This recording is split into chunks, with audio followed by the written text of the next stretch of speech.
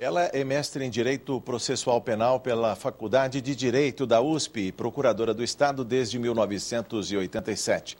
Foi secretária adjunta de Administração Penitenciária e diretora executiva da Fundação Professor Dr. Manuel Pedro Pimentel de Amparo ao Preso, a FUNAP, onde permaneceu durante 5 anos.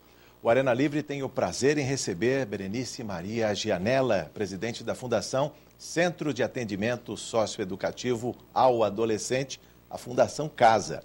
Vamos falar sobre a situação de meninos e meninas em conflito com a lei, as formas de atendimento e a polêmica proposta de redução da maioridade penal. Conosco nesta arena, os deputados José Bittencourt, do PSD, Marco Aurélio, do PT, o Elson Gasparini, do PSDB, e a deputada Alessi Brandão, do PCdoB. Prazer recebê-los no Arena Livre mais uma vez.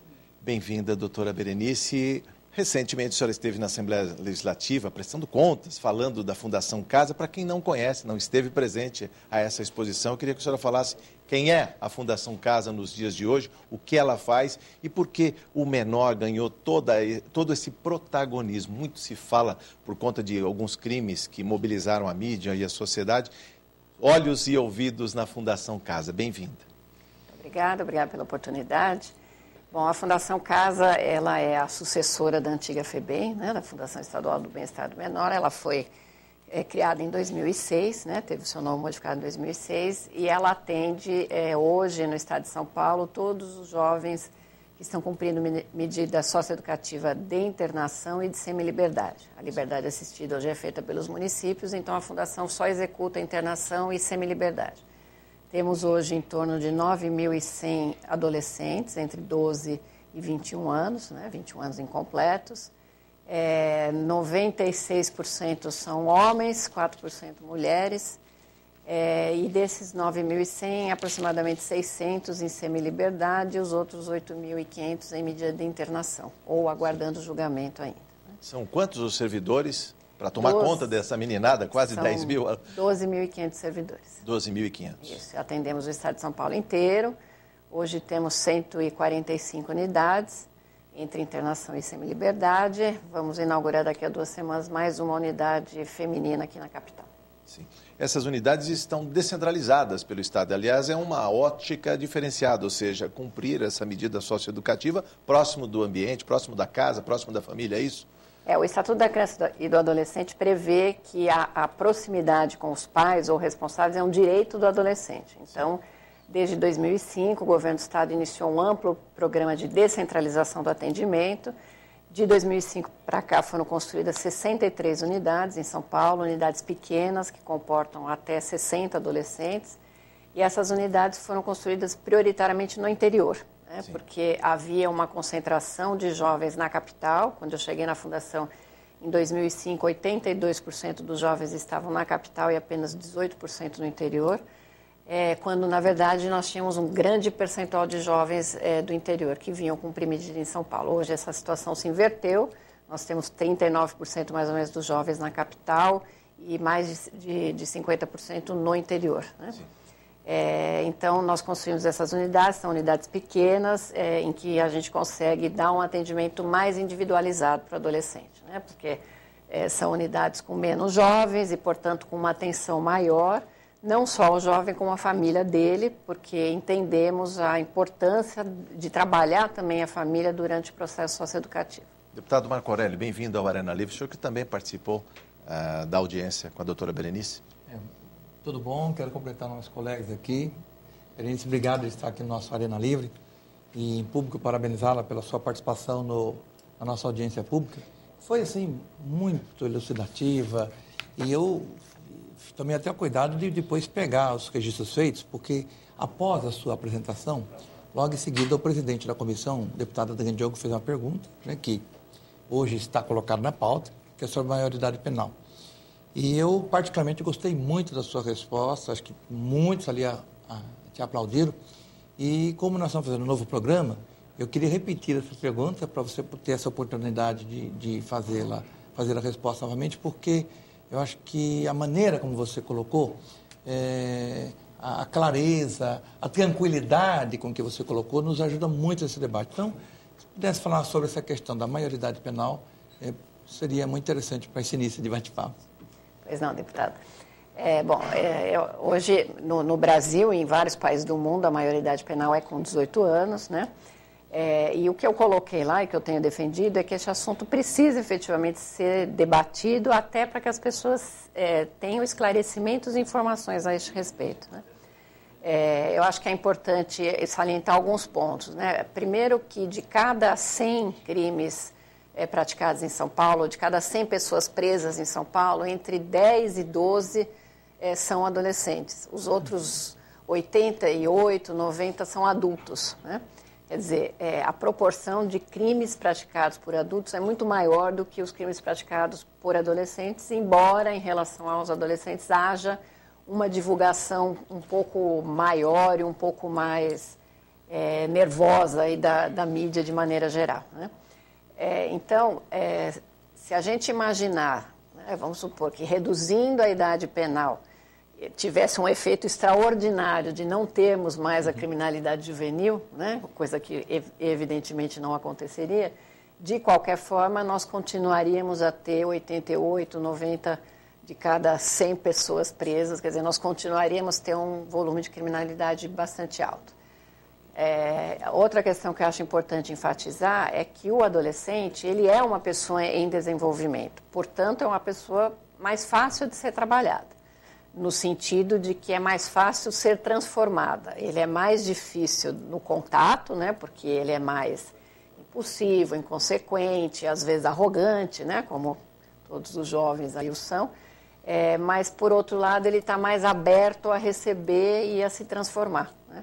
E eu acho que se eles têm alguma chance de se recuperar, trabalhando como nós fazemos hoje na Fundação, com unidades pequenas, com atendimento individualizado. E acho que a gente não pode perder de vista que eles são pessoas em desenvolvimento, né? E que muitas vezes os atos que eles praticam são exatamente consequência desta fase da vida, né? Nós temos casos e casos de jovens que entram na fundação, até às vezes praticando crimes graves, saem e nunca mais retornam para o crime, né? Voltam a estudar, voltam a ter contato com a sua família. Então, assim, eu defendo que o assunto seja discutido para que as pessoas se esclareçam, mas é preciso que se perca um pouco a histeria em relação a este assunto de achar que reduzir a maioridade vai resolver o problema da criminalidade juvenil. O jovem vai continuar praticando o crime, né? A gente tem uma certa cultura de violência no Brasil que precisa ser combatida por outros meios, né? E ele vai continuar praticando o crime porque ele é inconsequente, impulsivo, quer fazer o que quer, enfim. E hoje em dia a gente tem também um grande envolvimento dos jovens com as drogas, né? Especialmente com o tráfico de entorpecentes. E é importante ressaltar igualmente que o número de crimes gravíssimos praticados pelos jovens é muito pequeno, né? No universo hoje da Fundação, em que nós atendemos 9.100 jovens, não chega a 250 o número de jovens que praticaram homicídios, latrocínios, estupro, que são considerados crimes hediondos.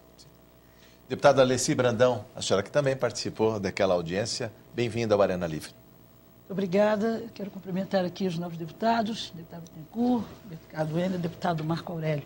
Doutora Berenice, eu tive a oportunidade de falar para a senhora aquele dia, de forma muito rápida, que eu gostei da forma como a senhora apresentou, né, os dados da Fundação Casa. Inclusive, uma coisa que me chamou a atenção também, a diminuição de rebeliões durante a sua gestão, né? Isso é uma coisa positiva. Mas eu queria tocar num assunto que é óbvio que eu iria tocar nisso, que é a questão da maioria dos internos serem negros, né? É 14,72 de pretos, como eles dizem. E o aumento da maioridade penal, que está sendo discutido hoje no Brasil inteiro, ele vai atingir ainda mais essa juventude negra. De um lado, primeiro que ela vai ter mais população negra nas cadeias, e quando não é dessa forma, eles são assassinados nas periferias, né? E como a senhora é uma pessoa muito, muito lúcida e está, assim, muito centrada na questão do bom senso, do equilíbrio, eu queria que a senhora comentasse essa coisa de punição, violência e etnia, que para mim é muito importante saber isso. Bom, prazer revê-la, deputada. Bom, a maioria dos jovens que estão na Fundação se autodeclaram negros ou pardos, né? Então, efetivamente, como a deputada comentou, esta é a população com que a gente trabalha. A maioria vem de camadas mais pobres, efetivamente. Temos pessoas de classe média, média alta, especialmente por conta do tráfico, né? Eu costumo dizer que o tráfico socializa um pouco a criminalidade, né?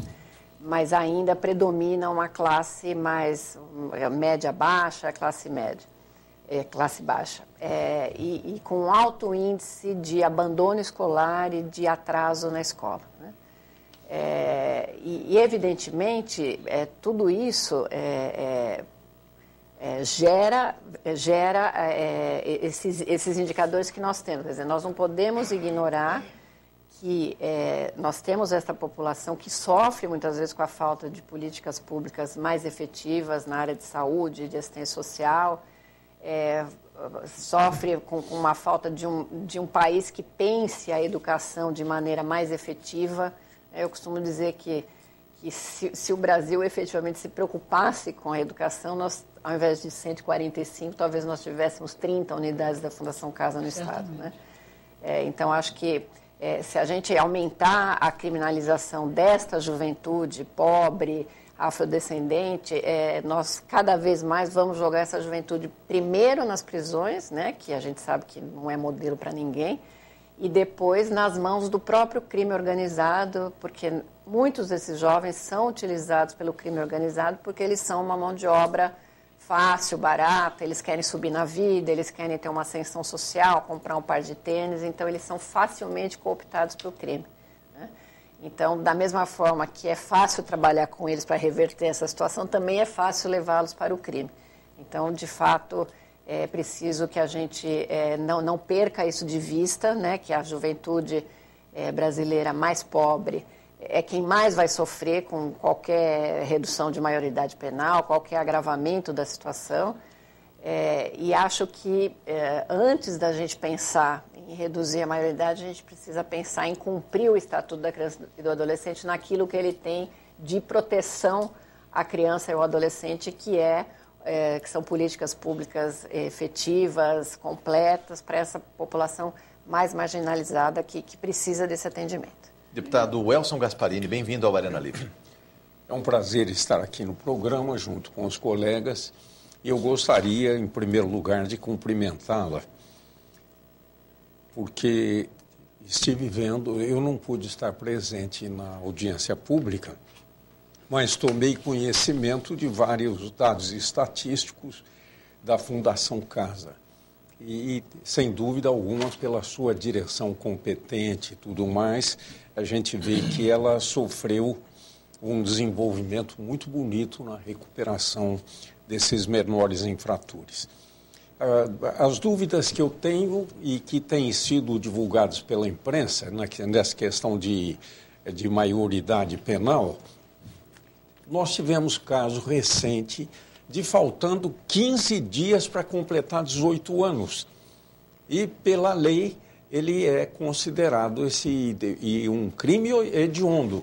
E ele é considerado um menor infrator e parece que 3 anos, qualquer coisa assim, ele já volta para a vida normal. Então, eu acho que a questão da maioridade tem que ser discutida realmente. Principalmente porque se com 16 anos o menor está apto a escolher presidente da República, ele está apto também a saber o que é certo e o que é errado. E por falar nisso, o que é certo e o que é errado, a minha preocupação também, eu gostaria que a senhora falasse um pouco sobre os funcionários da Fundação Casa, porque, indiscutivelmente, hoje a educação, em geral, está numa crise enorme. Muitos professores desmotivados, uma série de coisas, então, o resultado do ensino em si, da educação, está difícil. E na Fundação Casa, qual é o comportamento dos funcionários? Eles estão com muito idealismo e se dedicando realmente às suas funções, ou existe uma desmotivação para esse trabalho? Porque mais do que nunca na Fundação Casa é preciso funcionários competentes e idealistas, senão é muito difícil o trabalho com esses menores infratores. Bom, voltando um pouco aí ao assunto da questão da diminuição da idade penal, veja, óbvio que com 12 anos, 11 anos, ele já sabe o que é certo e o que é errado. Ele já sabe que matar alguém é errado, né?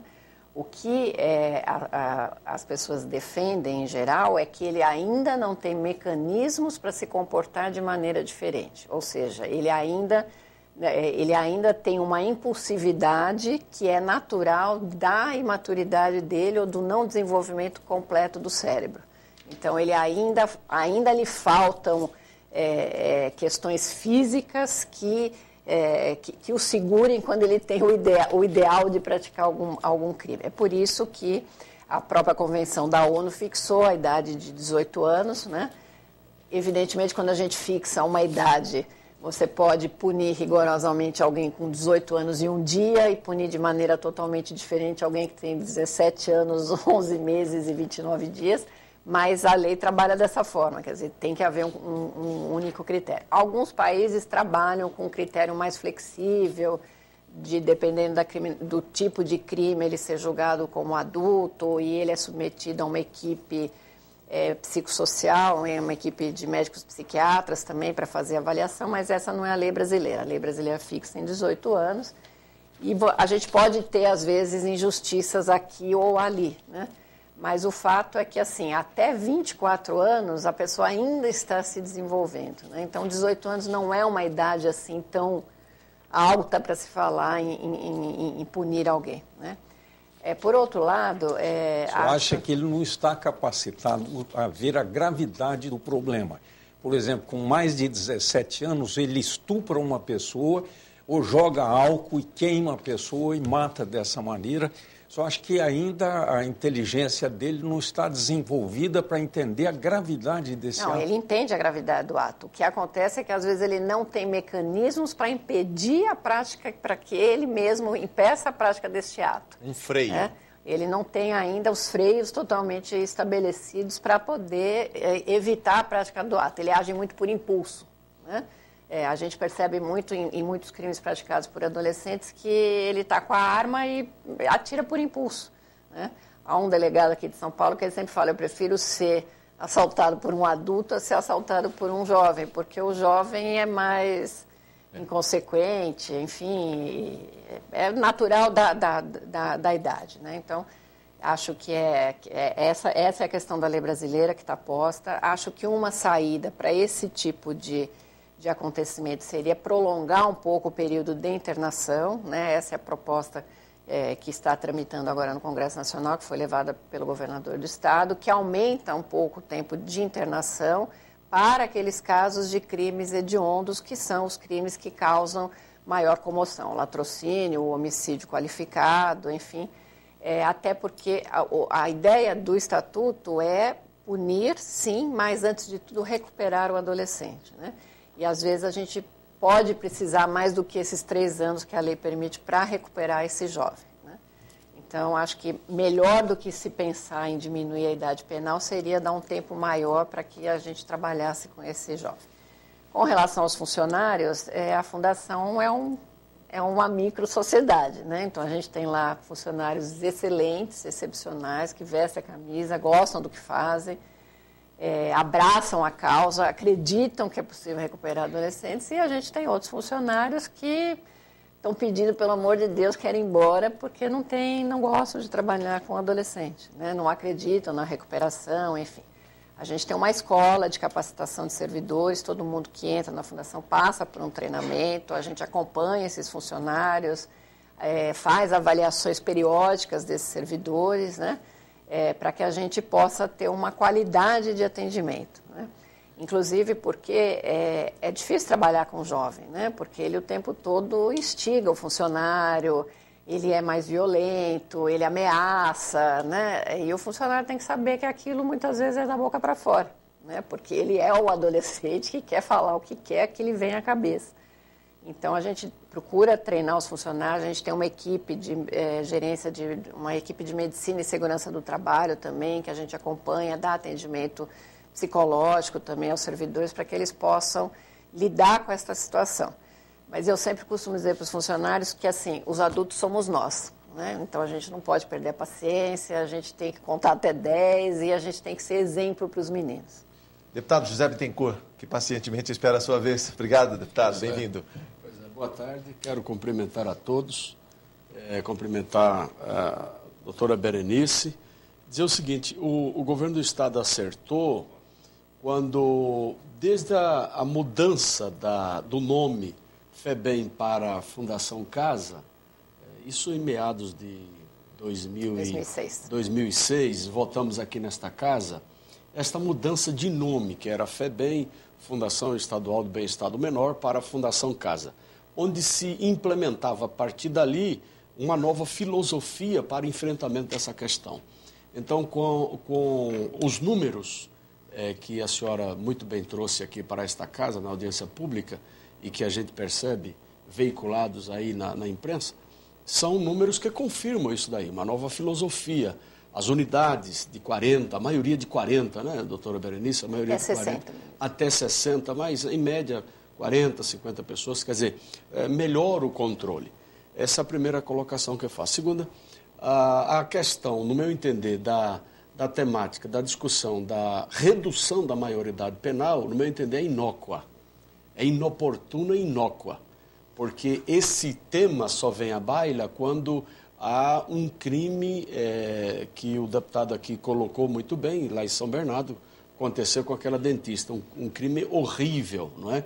Eu digo inócua no sentido de que se busca os efeitos, se não a discussão das causas de tudo isso, não é?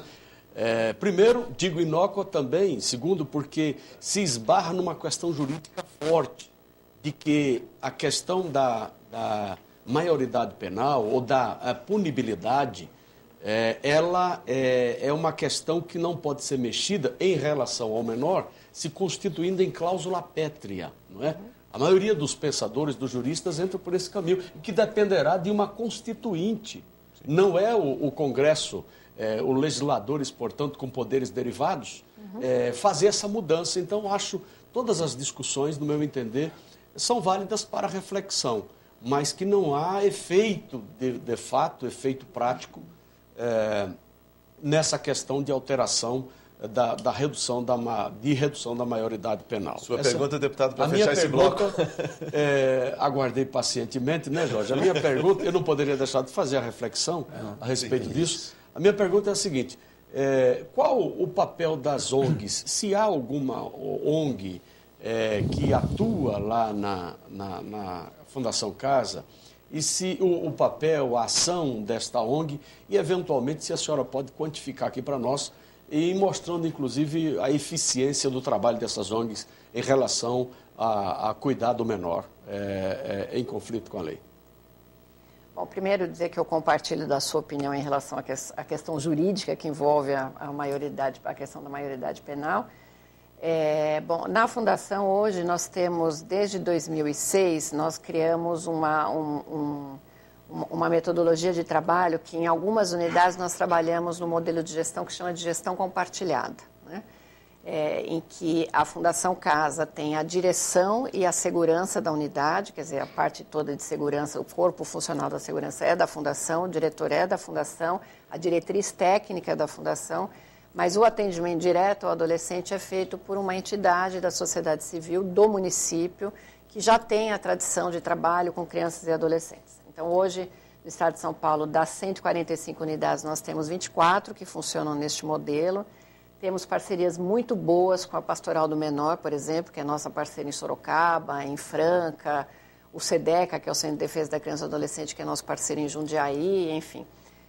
E tem sido uma experiência bastante válida, porque essas entidades, muitas vezes, já conhecem os meninos que entram na Fundação, né? Porque como nós descentralizamos o atendimento, essas entidades já faziam atendimento para esses jovens quando eles eram crianças, né? E agora entram na Fundação, então conhece a família. A entidade que é do município, ela também tem uma entrada melhor no município, porque ela já conhece a rede, conhece a Secretaria de Assistência Social, quais são os programas do município, enfim. Então, a gente, em alguns locais, trabalha com gestão compartilhada. Esta entidade, ela é escolhida por meio do Conselho Municipal da Criança e do Adolescente, em contato com a Prefeitura também. e ela não recebe para trabalhar, ela não é remunerada para trabalhar na fundação. O repasse de recursos que a gente faz é para o atendimento. Nem ela é remunerada, nem seus dirigentes. Eles recebem apenas para fazer o atendimento na fundação. No próximo bloco, vamos falar mais de gestão compartilhada. O Arena Livre volta em instantes.